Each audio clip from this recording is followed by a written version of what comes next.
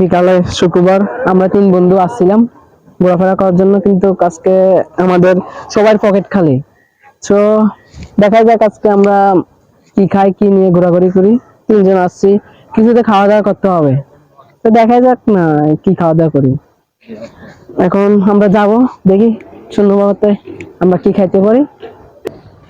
তো গাইস চলেন আমরা 3 বন্ধু আজকে কি খাই কি করি।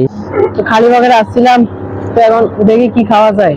চল দেখবো এখন বেরিয়ে কি খাওয়া যায় 3 জন। তো যাচ্ছিলাম আমরা, এখন ঝালমুড়ি খাই, বেটার হয়। ঝালমুড়ি খেতে যাচ্ছি আমরা, গেট থেকে বের হলাম, দোকান দেখছি ঝালমুড়ি। মামা থেকে ঝালমুড়ি খাবো। মামা ঝালমুড়ি দিয়েন, 10 টাকা করে 3টা। খালি বাজারে আর কি খাবো আমরা, ঝালমুড়ি খাই। 50 টাকা আছে, 3 জন 30 টাকা ঝালমুড়ি খেয়ে ফেললাম। দেন দেন মোটামুটি ঝালমুড়ি দেওয়ার জন্য এখন ঝালমুড়িওয়ালার কাছে বসে আছে। তো কাকা ঝালমুড়ি বানাই ফেলতেছে। তো ওরা ঝালমুড়ি পেয়ে গেছে অলরেডি হাতে। তা আমার ঝালমুড়ি যেটা উনি এখনো প্যাকেট করছে, তো হাতে আছে মাত্র 50 টাকা, অনলি ওয়ান। তো আমাদের আরেকজন সঙ্গী ঝালমুড়ি পেয়ে গেছে, এখন আমি পাইনি হাতে, কারণ আমার হাতে এখন ওরা ক্যানভাসটিং ধরাই দিয়েছে। তো বন্ধুরা খাচ্ছে, আমার খাওয়া প্রায় শেষ সন্ধিকাতে। তো আমি খাওয়া শেষ করে বন্ধুকে দিলাম, কারণ আমরা 3 জন আজকে মানুষ কম।